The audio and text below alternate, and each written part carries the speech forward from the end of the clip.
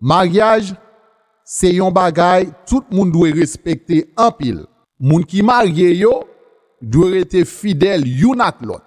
Bon Dieu gen pour juger moun k'ap mene mauvaise vie yo, ensemble ak moun k'ap fait adultère. Amen. Frère Maxime yo, mariage, c'est pas un jouet. Mariage, c'est un bagay qui sacré. Li pas sacré devant les hommes, parce que kounya là, les hommes prennent mariage, yo passe dans riziba. Mais devant Dieu, mon Dieu, mariage toujours été sacré. Amen.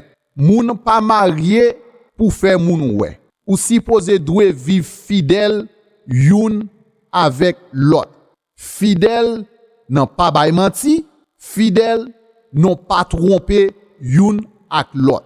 Parce que si nous fait bagay sa yo, eh bien bon Dieu gagne pour juger nous avec moun k'ap fait adultère yo.